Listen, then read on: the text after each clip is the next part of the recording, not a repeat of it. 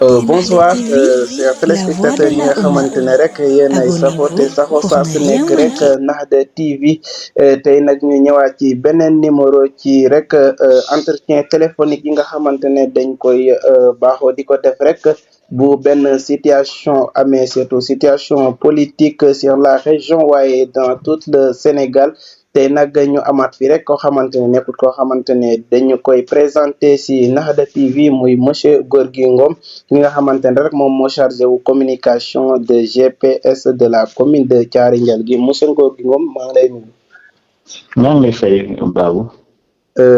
Am nañ mbégte ak kontante aussi amaat la fii nii si Nahda TV. Merci beaucoup privé et partagé di la remercier aussi à chaque fois situation su amee rek ñu déggante par ça. Merci beaucoup léegi rek dañuy ñëw ci sujet bi nga xamante ne moom moo tax ñu amal entretien bi tey muy rek kii di Coumba Ndoffène Diouf nekk coordonnateur départemental de la jeunesse patriotique du Sénégal à Fatick mu nekk rek li nga xamante ne moom def nañ ko muy benn situation boo xamante ne mu ngi pullule dans tous les réseaux sociaux muy retiré bi nga xamante ne retiré nañ ko sur ses droits administratifs puis exclure que aussi des groupes WhatsApp de la GPS sans avoir été informé officiellement nekkut aussi loo xamante ne déggoon na ko bu ma liiree bu baax a baax article bi au préalable donc en tant que koo xamante ne rek jege nga ko nekk aussi observateur de son parcours au sein du mouvement naka ngay analyser rek cette décision et quel regard aussi ngay porter ci manière bi nga xamante ne rek def nañ prise bi. Bon, merci beaucoup Salou vraiment parce que ça fait longtemps maa ngi jot ay appel par rapport à situation boobu jot aussi ay message parce que Coumba Ndoffène au-delà de la politique mun naa wax ne c'est un ami xamante nañu bu yàgg je peux dire avant la politique ñu yàgg aussi di sillonner donc situation si amee rek la majeure partie dañuy yaakaar ne peut-être su ma wooyee góor gi wala su ma dégganteeg góor gi mën naa am la vraie information. Oui bien sûr parce que Coumba Ndoffène parce que jot na ay c'était la semaine passée. jot nañ benn bataaxal ñu ne dañ ko supprimer si groupe bi. parce que groupe boobu foofu laa nekkoon sax vraiment. C'est par rapport parce que d'après des informations d'après lu ñu wax aussi. dañoo jàpp ne Ndoff est proche de Diomaye. bokkatul ci parti bi defatul aussi des activités par rapport au parti daa xaw a sori aussi le parti mais il est juste exclu du groupe WhatsApp génnee guñ ko administrativement dans le parti mais ñu ko génnee ci groupe bi avec le secrétaire général de la JPS mun na ko génnee en matière d'information loolu la. mais jusqu'à présent yéen xamagoo leen lan moo tax ñu maanaam ñoom ñu génnee ko maanaam xel ñaar boobu kese lañ am mais amaguñ ci certitude que ne moom mu ngi de maanaam dafay liggéey ak parti Diomaye. Bon tu sais xam nga daa am peut-être des décisions yoo xam ne wala benn initiative yoo xam ne. daa xaw a personnel. te aussi Coumba Ndoffène dañuy ànd. dañuy partager. On partage beaucoup de choses, mais aussi c'est compliqué de dire que qui fait le nec ou le fait le nec parce que ça c'est des décisions personnelles. Parce que mun naa wax ne dañuy dugg ci parti bi moom yëgaluma man tamit yëgaluma. Ok mais su ma basé aussi le communiqué du GPS bu mu duñ teg. Ça dépasse le problème du duo, ça dépasse le pro Diomaye ou le pro Sonko. Parce qu'on a dit que depuis peut-être 2025 ba léegi. daa xaw a réticent par rapport au parti de faire activité. Moi aussi, pour être vrai, parce que ça fait longtemps que je suis la GPS, ce problème, c'est largement dépassé le problème du duo. Parce que ça date depuis juillet, depuis juillet 2025. Il y avait un petit problème, on avait annoncé de faire un point de presse, on a fait un point de presse. daa ngi woon benn situation boo xam ne. il y avait des clans. ba man mii sax j'avais subi parce que foofu lañ mu retiré ci groupe du bureau de la GPS. mais aussi ñu jëlee ko aussi de peut-être bonne foi. jàpp ne aussi ku nekk aussi daa am benn destin buñ la tegal. Mais pour ne la ça le problème de la JPS dépasse largement ce problème du duo, mais aussi surtout aussi l'implication de certaines autorités yoo xam ne peut-être à chaque fois ñu yaakaar ne à chaque fois ñu dañuy war a wax ci ñoom lu rafet wala genre yooyu. Mais suñu waxee le communiqué on a dit que daa xaw a détaché wu si le parti. waxagu ci activité parti yi. De deux. defatul promotion du parti. De deux nee na demul ci congrès Pastef bi. Le 3 ñu accuser ko pro Diomaye. Pour ne la en guise d'information en tout cas en résumé c'est ça. Mais le début de ce problème de la JPS dépasse largement le problème du duo. Ça fait maintenant depuis juillet 2025. Peut-être ça problème bi daa ñëw nekk occasion. Pour peut-être des justifications ñu tiré ko ci domaine boobu. Merci beaucoup. Mais ñoom gisoon ne avant ñu koy retirer gënuloon a jekk maanaam ñu woo ko ci perte jéem a waxtaan ak moom bu fekkee quelqu'un boo xamante ne il est patriotique comme il l'a bien dit est-ce que nekkut ne moom dina joxe ci loolu noonu ay éclaircissement. Bon tu sais xam nga comme ñoom ñoo nekkatoon ci bureau bi. mën na maa wax ne def nañ ko ou pas. Mais comme li may wax rek comme li ma leen di wax rek. ma ngi ndoof la politique nous dépasse. Ok. Même su defoon benn heure mu xam ne def na erreur. dinaa ko défendre fu ma ko waree waxee dëgg. suñu yéegi foofu naa ko wax dëgg. te suñu nekkee dans un parti ñu wax ne la fraternité. dañoo war a privilège d'abord la discussion ñu waxtaan xam exactement lu may xaw. Parce que du moom kese parce que actuellement même ñu nekk lu tuur ndoof ñuy ànd ak moom ñëpp. mun nañu wax ne ñoom suñu ko waxul benn accusation bi lañ yore. Mais xam nga dans la politique. xam nga ñi soo nekkee jeune nga war a lucide. te di demee aussi avec sérénité man loolu laa gëm. parce que comme man may dugg Pastef. tàgguwuma kenn. soo demee ba gëm yenn yi. waroo def semblant. mais waroo aussi toog di faire quelque chose yoo xam ne peut-être pour justifier ne fii la bokk ou pas parce que ça c'est beaucoup ça c'est leadership de faire di wax wala di def pour gars yi xam ne man fii nga bokk ou pas. loolu question du rôle pour les jeunes loolu la war a def nga war a am benn conviction. am benn vision par rapport à ça mais la discussion est primordiale. pour dans un parti parce que li ñu wax ne la politique c'est l'addition et la multiplication. mais su bëggee écarter di juger. instant yi day xaw compliqué pour ne on peut vraiment mobiliser massifier aussi le parti dans nos localités.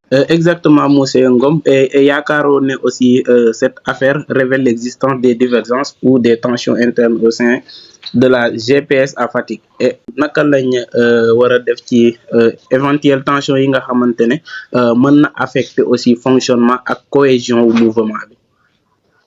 Oui, parce que la divergence de la GPS, c'est depuis avant ce problème du duo. Parce que ce moment là, juillet 2025, c'est avant nous comme un problème entre Ousmane Sonko et Bassirou Diomaye. Et cette divergence, ça fait depuis juillet 2025, GPS développe une activité. Depuis lors, nous avons une léthargie. Parce qu'il y a une divergence.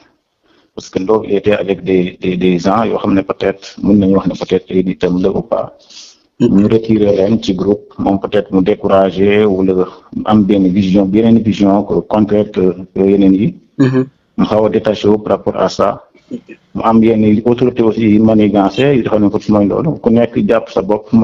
mais ça a eu vraiment une divergence au sein de la JPS, mais au sein aussi du PASTEF. Vraiment. Au-delà du cas de Ndof, cette affaire soulève des questions sur la gouvernance interne, la transparence et le respect des principes démocratiques au sein des organisations politiques aussi, de la jeunesse. Légui, yan mesure le responsable du parti bi wara jël selon vous? Bon, selon moi,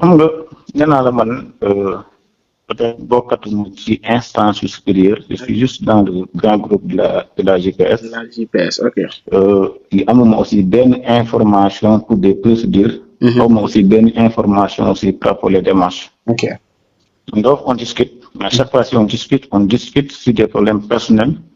Mais on discute aussi, si je veux conseiller, je me conseiller. Si je veux conseiller aussi, je me conseiller. Mais par rapport à la démarche administrative de la coordination ou bien de la GPS, vraiment, je ne suis pas au courant par rapport à ça. Ok. Mais n'empêche, c'est mon opinion personnelle. Sur beaucoup de structures, des textes, l'obligation, c'est de respecter les textes. Parce que nous avons une base légale, nous avons peut-être un droit de retirer une personne parce que nous avons ni fil le boc ou le temps. Parce que au-delà, il y a un box bureau, dans un principe, dans un lieu comme moi. Je suis juste un membre simple de ce GPS départemental. Je suis basé aussi à les textes, je respecte aussi les textes. Mais mon comportement, mon doxalin, ak aussi ni may defee sama politique. Ce n'est pas une autre personne mooy ñëw ne kii nii la war a defee. su defee nii fii la bokk su defee nii fii la bokk. Il faut respecter le texte du parti. ku nekk xam ne man fii mooy sa limite. ku nekk xam ne fii kii la fu mu jour muy dugg yëgu ko. sooy génn aussi na am principe aussi pour génn. su ne la des fois il faut que les gens am hauteur. mën a respecter les textes du parti. parce que loolu mooy wane ne. même su nekkee même ndox su nekkee un dissident. c'est boo koy fait aussi pour être nga respecter devant les autres. il faut respecter les procédures légales. appliquer aussi les textes du parti. Mais ne pas agir par l'émotion. Peut-être par la haine aussi. Oui. Merci beaucoup pour ñu terminer rek boo amoon na message booy adressé tey responsable du parti ak pour ñu mën a régler li nga xamante ne moom mooy crise bi lan lay doon. Bon juste lu may def mooy ma sow le coordinateur comme Ndofène. di réaffirmer aussi mon soutien envers sa personne. Parce que wax naa la ko léegi c'est un ami. Et nous partageons énormément de choses, même au-delà de la politique. di ko woowaat ci sérénité. di ko woowaat aussi mu ñëwaat jàppaat liggéey bi xam ne fii kenn moomul parti bi ñu ñoo ko bokk mu ñëwaat jàpp appliquer la situation. di wax aussi les gens aussi ñu xam ne ñun nekkuñ fii pour des divergences. mais nous sommes là par des principes aussi bien par une vision. Parce que des fois les gens dañuy jaawale. dañuy jaawale peut-être bokk parce que xam nga loolu gën a compliqué. mooy man ma dëkk ci benn bërëb. keneen dëkk ci beneen localité ñu tas ci benn groupe xamantewul. man ma bëgg a toog di ko juger kii ak kii te moom xamul exactement kii ci ban principe lay dox ak yenn vision aussi lay dox. des fois dañuy am bonne foi. autorité yi su nekkee aussi dañoo nekk ni pour fédérer. ñu bañ a diviser. parce que on dañoo constater il y a une division yoo xam ne peut-être. je le doute peut-être certains structures yoo xam ne peut-être ñëw nañ xam nañ ne peut-être ñii nekkuñ des suivistes. ñu pare pour diviser leen. Mais je les appelle vraiment à la sérénité, mais surtout au respect des textes de ce parti. Le parti nous appartient. Nous, PASTEF la ñu bokk. Le PASTEF incarné par le leader Ousmane Sonko. Donc yeneen divergence su amee. nekkul dañuy ñëw parce que divergence am na. ñooy accuser kii fii la bokk. kii def na fee kii def na fee saa bokkul sa ci ngor. bokkul aussi ci respect te politique daa xaw a grave en tant que jeune moi defuma politique. parce que damay topp nit mais je fais la politique pour servir fu ma dëkk. pour être toujours aussi un exemple fu ma dëkk aussi. te loolu pour nga def ko mooy nga am benn vision. parce que c'est un projet nous on ne fait que suivre le projet. nekkuñ fii pour benn leader local nekkuñ fii pour benn nit. dañoo nekk fii pour une vision et aussi un projet donc ayons vraiment ñu am benn sens de responsabilité. booloo. pour vraiment mun a massifier le parti dans le département parce que même si nous écarté aussi on va travailler pour le compte du parti même si nous ko deful parce que soo bokk responsable on va travailler pour le compte du parti on va faire des activités on va servir aussi nos pairs inchallah. en tout cas di la remercier bu baax. Merci beaucoup monsieur Ngom. Merci beaucoup merci. ok comme na ma leen ko waxee si début bi nag kii moo doon nekkoon monsieur Ngom nekkoon na ki nga xamante ne moom lañ doon amal entretien bi ci situation politique bi nga xamante ne rek am na ces derniers temps là ci région de Fatick bi mu nekkoon rek ki nga xamante ne dañ ko retiré ci groupe WhatsApp bi muy monsieur Coumba Ndoffène Diouf kooku rek mooy li nga xamante ne moom lañ leen andiloon tey merci beaucoup téléspectateurs Naxde TV ñi nga xamante ne yéen a daan taataan si Naxde TV merci beaucoup monsieur Ngom.